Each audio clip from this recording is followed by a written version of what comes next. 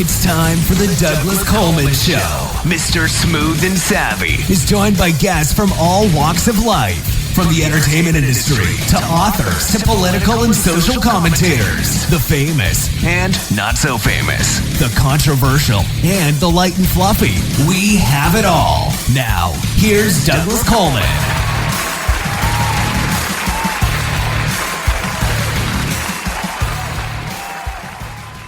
Okay, please welcome to the Douglas Coleman Show, Vicki Cody. Hi, Vicki. How are you? I'm great, Douglas. Thanks for having me. Well, thanks for coming on the show. It's nice to have you here. So, as we were talking about before we got on, you've got a couple of books out. One is called Army Wife, and the other one is called Fly Safe. They're basically both sort of narrative biographies of your life for the past 50 years or so. Yes. I was an Army wife for 33 years, and then I've been an Army mom for, probably almost 20 years now, too. So it overlapped, our sons going in to the military. But, yeah, so I write about this way of life. I've always felt like it was, so unique, and certainly our experiences and the life that my husband and I led. It was pretty exciting, and I write about all of it, the ups and downs, the challenges, everything that goes with it. And it's my hope always to shine the spotlight on the men and women that serve our nation, but also the families who stand beside them. So both of my books are memoir about that subject. Okay. We probably should mention that your husband is retired General Richard Cody. I've heard of him. It was interesting. I actually heard his name. Yeah. Uh-huh. Was he part of the Iraq with General Schwarzkopf and Yes. Actually, maybe that's when you heard about him, because my husband, then he was an Apache helicopter pilot, commanding a battalion from the 101st Airborne Division, and actually my husband was the one that fired the first shots of the war. He and 8 Apache helicopters went in and took out the radar sites and opened up the air war for Operation Desert Storm. So that was, back in 1990-91, and he did go into the military history books with that mission.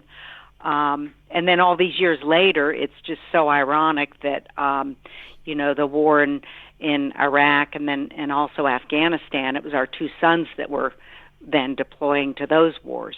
Well, let's start a little bit with Army Wife. You give us an overview. This is basically, according to the description here, starts in the summer of '69 when you met Cadet Cody at West Point. Is that correct? Yes. Actually, Dick and I are both from Vermont, but we had never met. I was still in high school. He was a cadet at West Point, and my sister was dating his cousin, and they fixed us up, and I would like to say I fell madly in love with him that summer. I was a little young. I was only 16, but we dated for the next 6 years while I finished high school, college, and by the time we got married, it was 1975, and he was already a lieutenant stationed in Hawaii. And that began our journey as an Army couple, and I don't think either one of us ever dreamed where that was going to take us. I knew nothing about Army life. I was learning it as I went. So, we were together from the time he was a lieutenant all the way up to 4-star general. And, the years just kind of flew by. And we, there were a lot of challenges along the way, separations, deployments, all of that. But it was a great life for us. And we wouldn't trade any of it. So I wrote Army Wife. I wanted to kind of chronicle all the 33 years of our married life as an Army couple. And so the book starts with when we met, and then it ends when he retired from the Army in 2008. And as I said, by then it was our sons who were in the Army flying Apaches just like their dad. They're still actually on active duty. So it kind of came full circle as my husband's career was winding down, the boys were coming in. September 11th had happened, and there was just a lot going on. And I found that writing about all of that was almost like a therapy for me, as our sons were deploying constantly. Our oldest son deployed 6 times to Iraq and Afghanistan, and our younger son deployed 3 times, and twice they were together in the same unit in Iraq. Those were some challenging years for me. So I just wanted to write all about that, and that's what Army Wife is about. It's our journey as an Army family, Army couple. Well, it's a little bit like being married to a police officer or a firefighter in the sense that when there is a war on, you're always wondering in the back of your mind if they're going to come home. Yeah, right. Exactly. I think about that, the spouses that are married to law enforcement and firefighters. It's that same thing, and things happen in an instant. We, over the years, we lost a lot of friends in helicopter crashes, really tragic events involving helicopters and just training. It wasn't always in a combat situation. My husband would go to work in the morning, and I never knew if something was going to happen that day. I didn't really focus on it. I was one of those people that tried to be, I was positive and upbeat and, had 2 kids to raise and, there was a lot going on. So I can't say that every single day I was dwelling on the fact that my husband had a very dangerous job. But certainly whenever an accident happened, it was like it would come right to the front and center. And it was like, oh, man, this really is a dangerous business, and it can change in an instant. It says on your bio that you moved 18 times in 33 years. How was that with your kids? Because you had had to have pulled them out of school and changed schools all the time. Was that hard on them? I guess not. I mean, at the time, I worried, and I would say, to Dick, oh my gosh, what are we doing to these kids? It was like about every 2 years, and some moves were quicker than that. And they each went to 3 high schools. So they didn't even get to be in the same high school and graduate with the kids they started out with. But somehow they ended up choosing the military themselves, and they're now, living this life, and they've got young kids, and now they're all moving around every couple of years. In spite of all that, I have to say, I think it goes back to the core of the family. And it was Dick and I and our 2 sons, and we would move to a new place.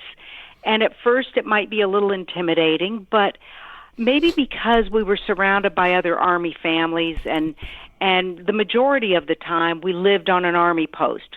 So literally everybody on that post was just like us. They were moving in and out, and so we didn't really notice it that much, I guess. It was the norm.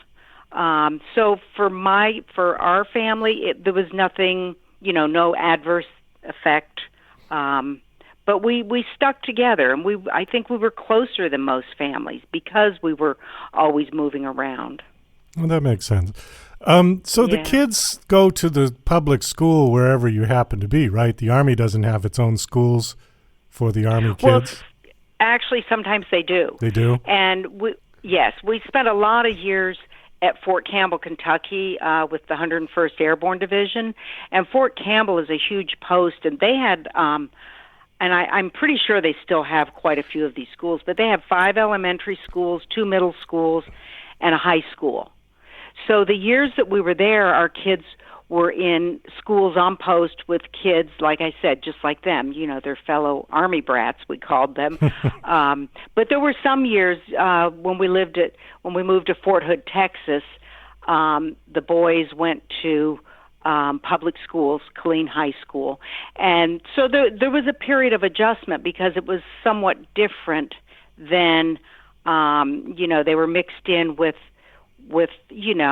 just all kinds of kids. But again, I looked at it as an enrichment, that they got to be in different kinds of schools with Well, we lived in Korea one year, and they went to Seoul American Elementary School.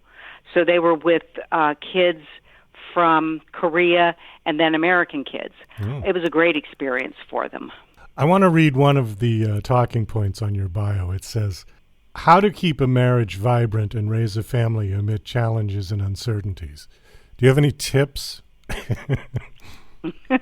Well, yeah, probably a lot. But again, it goes back to the foundation. Dick and I, we fell in love, we got married, and we were in it for the long haul.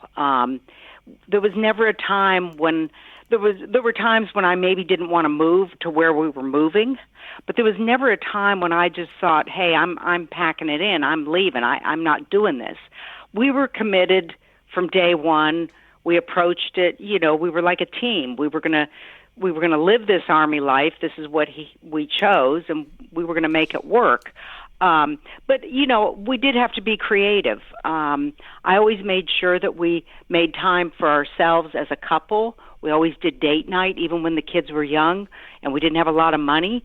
And my husband was working long hours. There was always time for us to get away, get to a movie, go out to dinner, have a babysitter.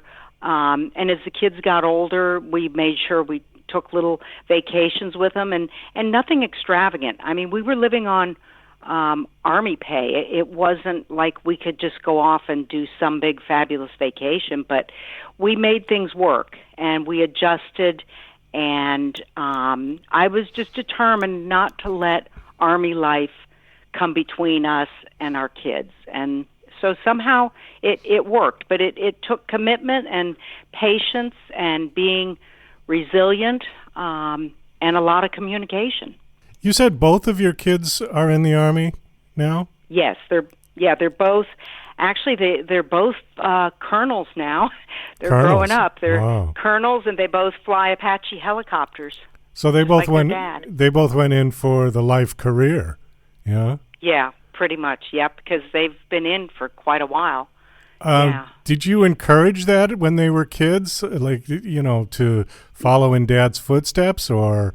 No. No, but I think again they were surrounded. They were in awe of their dad and what he did and his soldiers. I mean, they just grew up in the hangars at the airfields and being around soldiers and helicopter pilots.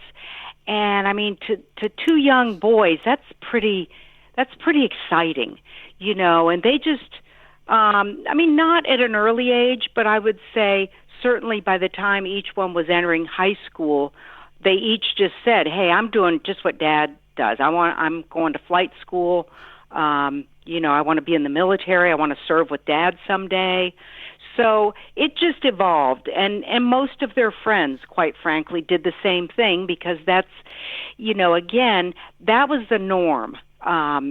Seeing everybody in uniform and everybody serving in the Army, as opposed to like all of our civilian relatives and friends, like say up in Vermont, that would be out of the norm for them to join the military. They're just not around it. But for Army kids, it's like, quite a few of them go on to do just what their parent did. Let's pivot back to your book. So Army Wife is the first book, as we said, and that basically starts when you met and goes until, in other words, where does the new book pick up? Well, so actually when I was writing Army Wife, I touched on Desert Storm because that was, a pretty important time in our lives. But I couldn't really write too much about it because I was trying to cover 33 years of our marriage and Army life. So it was always nagging at me after that book came out. I loved everything about it. But I always thought, I had so much more to say about that one year, that one particular year in my life. And so then a few years ago, I was just going through old boxes I had saved all the letters that my husband wrote me when he went to when he was in Desert Storm, and he had written me 94 letters, if you can imagine. And I'd saved every single one of them, and I read through all of them, and I realized that was my story, that his letters told the story from the perspective of the combat zone, the big mission he was getting ready to do, and then I had kept a journal. So when I wrote Fly Safe, it was literally just about that 1 year, 1990, 1991, when he was gone, and each chapter has part of one of his letters, and then it has my journal entries and my narrative. So in that book, and I titled it Fly Safe because that was what I said to my husband. Every time he went out to fly, I would say, fly safe. And even when he was in Desert Storm, when I couldn't talk to him, I would write it in my letters, and he would always write back, don't worry, I'm flying safe, I'll be safe. And then I noticed our sons, when they started deploying, it was the same thing. Mom, don't worry about me, I'm flying safe, I'll always fly safe. So that book is based on the letters, the journal entries, and my narrative about Desert Storm, and a really important year in my life. Were your sons also in Desert Storm? I don't know how old they are. So. No. So that book, what ends up happening is our sons were just coming in right around September 11th, and the events of September 11th kind of changed everything, because suddenly, our sons were coming into the military, but I never thought that they would be going to war or deploying. And our oldest son ended up deploying immediately a few months after September 11th, and he was part of the initial group that went into Afghanistan. Oh. And so then over the next decade or two, our sons were deployed for this war. And so I tie that in because Fly Safe is about Desert Storm and my husband, but by the end of the book, I'm sharing letters that our sons wrote back in, 2003, 2004, when they were deployed, and the similarity of, and again, full circle, it starts out my husband, and then it really ends up with our sons. Do you think your books are going to have value for people that are not military wives, or did you write them sort of specifically for military families? No, actually, I've had good feedback that people, non-military people enjoy reading my books, because even though the Army is the backdrop for both these books, I talk about universal life lessons, or like what you and I were talking about, marriage, how to keep a marriage intact and things like that, and raising kids, and you're a single parent. So much of what I write about is just about everyday life for anybody. It's just that I had an added challenge of my husband being gone at times. And a lot of non-military people that have read my books said that they came away with a better understanding and a deeper appreciation for the men and women in uniform.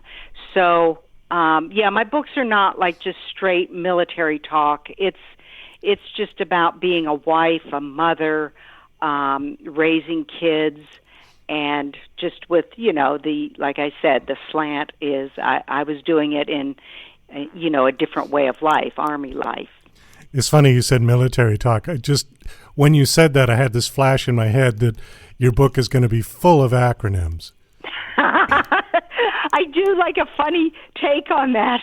Actually, in the first book, when we were newlyweds and I knew nothing about what my husband was talking about, and he would always throw these acronyms at me, and he was trying to teach me everything all the first day of marriage, So it's kind of funny that you say that, because it is a whole different way of life, and with different terms and I had to learn all kinds of stuff. It's amazing. I think anyone would enjoy reading my books, and I think they're humorous, poignant, and it tells a story. Well, I think on that we're going to wind this down. Thank you so much for coming on. Again, the book, you're welcome. The book is called Fly Safe. My guest is Vicki Cody. Do you have a website that you want to give out? Yes, it's VickiCody.com. That's VICKICODY.com. And you can read about me, read excerpts from my books, and, follow me. And my books are available anywhere, Amazon, most bookstores can order them. Okay. Well, again, thanks for coming on. It was nice talking to you, and best of luck with the books. Hope they do well. Okay, thanks so much.